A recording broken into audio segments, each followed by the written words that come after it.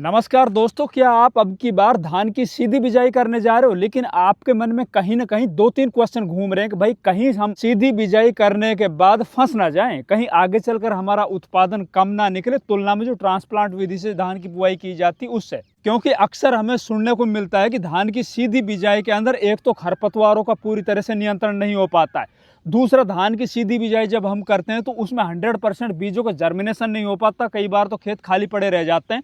तीसरा, धान की सीधी बिजाई की तुलना में धान की जो ट्रांसप्लांट विधि से धान लगाई जाती है उसके अंदर कल्लों का फुटान भी ज्यादा होता है, उसकी ग्रोथ भी अच्छी होती है। तो भाई आज मैं आप लोगों को इस वीडियो के माध्यम से धान की सीधी बिजाई करके बढ़िया उत्पादन किस तरह से लिया जाए, धान की बिजाई का टाइम क्या है, धान की बिजाई करते वक्त हमें 100% बीजों को जर्मिनेशन कराने के लिए क्या कुछ करना होगा, पर एकड़ हमें कितनी बीज मात्रा रखनी होगी, कितने नीचे हमें बुआई करनी होगी, खेत की किस तरह से तैयारी करनी होगी और धान की बुआई करते वक्त हमें कौन से खादों का प्रयोग करना होगा। साथ ही भाई सबसे बड़ा फैक्टर जो खरपतवार है ना, खरपतवार को नियंत्रण हम शुरुआत में किस तरह से करें, सभी जानकारी आज आप लोगों की इस वीडियो के माध्यम से मिलने जा रही है। तो कृपया इस वीडियो को पूरा देखिए, बिल्कुल भी स्किप मत कीजिए। तो नमस्कार, मैं इंद्रपाल यादव और आप देख रहे हो देश का सबसे विश्वसनीय फार्मिंग यूट्यूब चैनल देश की जान हमारे किसान। अगर अभी तक ये चैनल आपने सब्सक्राइब नहीं किया है और आप अब की बार सन 2026 में धान का तगड़ा उत्पादन लेना चाहते हो तो भैया हमारी धान की जो सीरीज है 2026 की वो स्टार्ट हो चुकी है। एक वीडियो हमने वैरायटी के ऊपर पहले अपलोड कर दी थी, दूसरी वीडियो ये अभी आप लोग देख रहे हो। इसी तरह लगातार वीडियो देखने के लिए इस चैनल को अभी सब्सक्राइब कर लो, साथ ही वीडियो को ज्यादा से ज्यादा आपको लाइक भी करना है और दूसरे किसान भाई तक शेयर भी करना है। सबसे पहले बात करते हैं पहले पॉइंट के ऊपर, धान की सीधी बुआई का सही समय क्या है। तो भैया देखिए, अगर आप उत्तर भारत में मध्य भारत में रहते हो, आपको 20 मई से लेकर और 10 जून या ज्यादा से ज्यादा 15 जून के बीच में आपको धान की बुआई कर देनी है। फिर बात आती है भैया धान की सीधी बिजाई जिस खेत के अंदर आप करने जा रहे हो उस खेत की आप किस तरह से तैयार करो, ये सबसे बड़ा क्वेश्चन है और आपकी आधी समस्या है ना वो यहीं पे खत्म हो जाएगी। धान की सीधी बिजाई के अंदर जो आप फेलियर होते हैं ना, तो यहाँ पे आपको बहुत सी चीजों का ध्यान रखना होगा। सबसे पहले जिस खेत के अंदर आप धान की सीधी बिजाई करने जा रहे हो उस खेत की आपको गहरी जुताई कर लेनी। गहरी जुताई करने से आपको दो तीन फायदे मिलेंगे। एक तो आपके खेत के अंदर पड़े हुए जितने भी अनवांटेड खरपतवार है जो धान की सीधी बिजाई को अक्सर फैल करते हैं, या किसान धान की सीधी बिजाई से जो डरते हैं ना, वो इसी वजह से कि भाई उन खेतों के अंदर खरपतवार है ना वो बड़ी चुनौती के रूप में सामने आते हैं किसानों को, वो टाइम के ऊपर कंट्रोल नहीं हो पाते।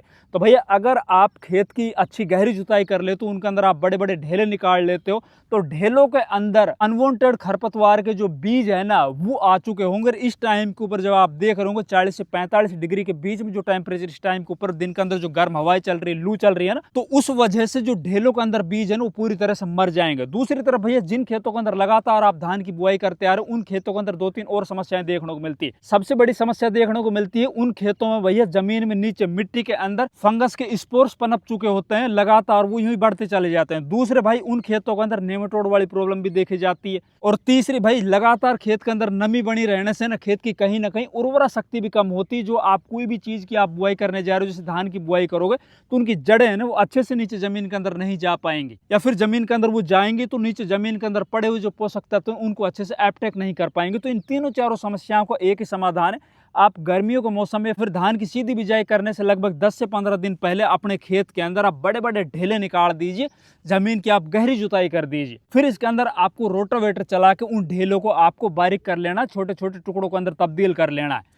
और फिर अपने जिस खेत के अंदर आपको धान की सीधी बिजाई करनी उस खेत के अंदर आपको जीरो लेवलिंग करानी है, बिल्कुल एकदम लेजर लेवल, पूरे खेत के चारों कोने एकदम एक समान होना चाहिए। और धान की सीधी बिजाई कामयाब होने के अंदर सबसे बड़ा फैक्टर जो काम करता है भैया खेत का एक समान होना। तो लेजर लेवलिंग कराने के बाद फिर इसके अंदर आपको भाई पानी भर देना है। देखिए धान की सीधी बिजाई दो तरीकों से होती है, एक तो होती है धान के सूखे खेत के अंदर आपको धान की बुआई कर देनी, दूसरी होती है भाई धान की तरबतर विधि से।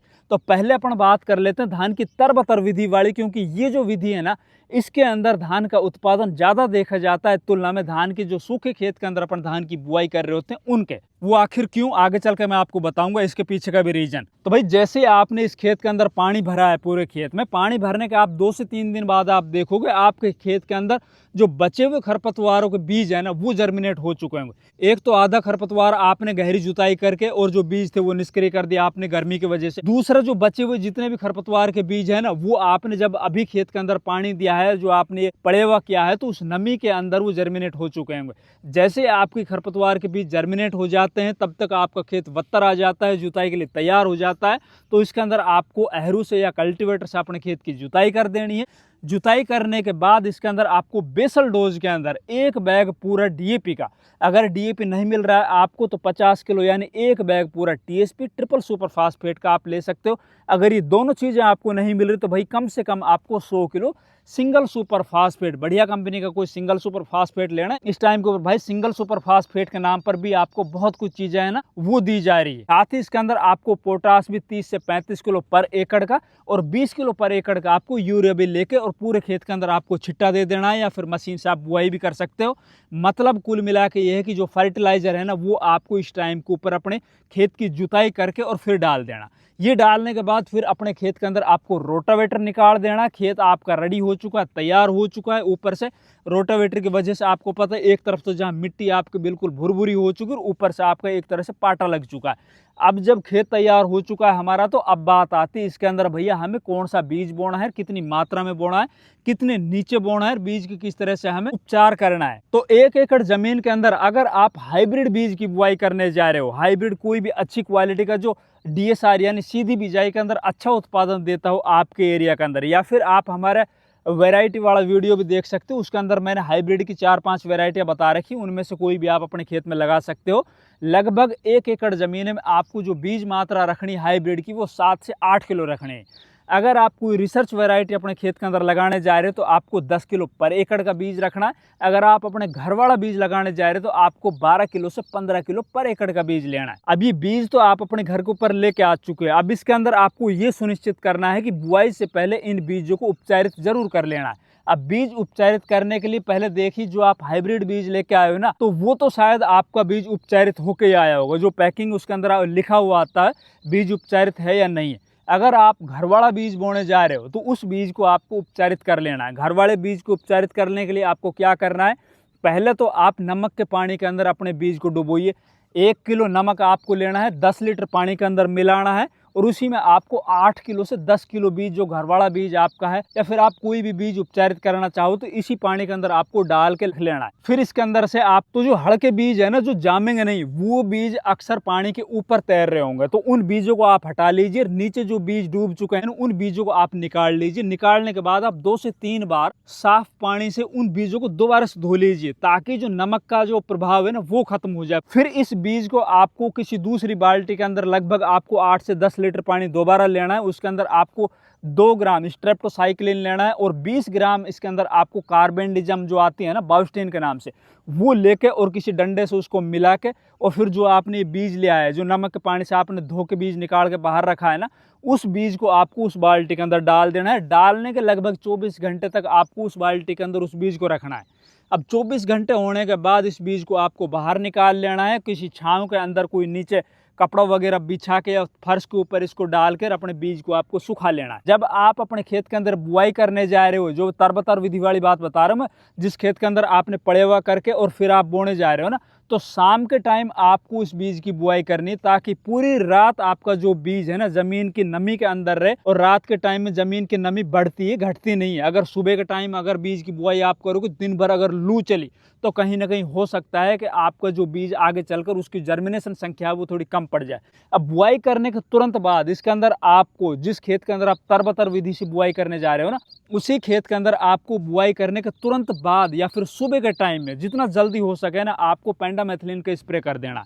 1 लीटर या 1.5 लीटर पेंडामेथिलिन लगभग 200 लीटर पानी के अंदर मिला के पूरा 1 एकड़ जमीन के अंदर आपको ऊपर से स्प्रे कर देनी, ताकि आपके खेत के अंदर जो नमी थी ना, उस नमी के अंदर ये पेंडामेथिलिन जो स्टॉम्प के नाम से अलग अलग नाम से आ रही होती है ना, बढ़िया क्वालिटी की लेना आप, वो उस मिट्टी की नमी के अंदर मिलकर पूरे खेत के ऊपर एक सतह बना जाए, एक लेयर बना जाए, ताकि जमीन के अंदर पड़े हुए जो बचे कुछ खरपतवारों के बीज है ना वो निष्क्रिय हो जाए, वो जर्मिनेट हो ही ना पाए। बुआई करते वक्त ना आपको 2-3 चीज याद रखनी है। एक तो सीड ड्रिल से जब आप बुआई करने जा रहे हो तो बीज है ना वो आपको जमीन के अंदर 1.5 से 2 इंच नीचे जमीन में आपको गाड़ना है। दूसरा, आपको एक कतार से दूसरे कतार की दूरी 7 से 8 इंच रखनी है, ताकि एक सही गैप मेंटेन हो सके और आपको जो बीज से जामने वाले पौधे हैं ना आगे चलकर उसके अंदर अच्छे से फुटान निकल सके। तो ये तरीका था भाई तरबतर विधि का। अगर आप सूखे खेत के अंदर धान की बुआई करने जा रहे हो तो उसके अंदर आपको जो आपने खेत तैयार किया है, पूरी तरह से लेजर लेवल करके पूरा खेत आपने एकदम रेडी कर रखा है जुताई बहाई करके, तो बीज मात्रा तो आपको पर एकड़ के हिसाब से सेम रखनी है, चाहे आप सूखे खेत में करो या तरबतर विधि वाले खेत में करो। हाँ, बुआई करते टाइम आपको जो सीड ड्रिल मशीन है ना, उसके अंदर आपको जो बीज के दाने नीचे जमीन के अंदर गाड़ने हैं, वो अगर आप तरबतर विधि के अंदर करने जा रहे हो तो आपको 1.5 से 2 इंच नीचे गाड़ने। अगर आप सूखे खेत के अंदर करने जा रहे हो तो इसमें आप 0.25 इंच या ज़्यादा से ज़्यादा 1 इंच नीचे ज़मीन के अंदर गाड़िए। फिर आप अपने खेत के अंदर सिंचाई कर दीजिए। सिंचाई करने के बाद जैसे ही आप अपने खेत के अंदर जा सको, वो 24 घंटे बाद, 36 घंटे बाद, जैसे ही आप अपने खेत के अंदर जा सको, तो नमी के अंदर आपको पहला जो काम करना है उस खेत के अंदर, वो पेंडामेथिलिन की स्प्रे कर देनी है। 1 लीटर से 1.5 लीटर, लगभग 150 से 200 लीटर पानी के अंदर मिला के अपने पूरे खेत के अंदर आपको स्प्रे कर देनी है। स्प्रे करने के बाद आपके खेत के अंदर जो खरपतवार है वो जर्मिनेट होंगे ही नहीं। फिर आपका जो धान का बीज है ना, सूखे खेत में 2 से 3 दिन बाद आपका जर्मिनेट हो जाएगा, और तरबतर विधि वाले के अंदर भी हो सकता है 1 दिन बाद आपका जर्मिनेट हो भी। आपको घबराना नहीं बिल्कुल भी। जब आप पहली सिंचाई अपने खेत के अंदर करोगे, उस टाइम के ऊपर हमें पहला खाद कौन सा देना है, खाद के साथ क्या कुछ माइक्रो न्यूट्रिएंट देना है, वो आपको अगले वीडियो के अंदर बताएंगे, ताकि आगे चलकर आपके खेत के अंदर ज़्यादा से ज़्यादा कल्लों का निर्माण हो, ज़्यादा आगे चलकर उसके अंदर उत्पादन लिया जा सके। तो वीडियो को ज़्यादा से ज़्यादा लाइक करना है, शेयर करना है। अभी तक अगर आपने चैनल सब्सक्राइब नहीं किया तो प्लीज़ चैनल सब्सक्राइब कर लीजिए। धन्यवाद।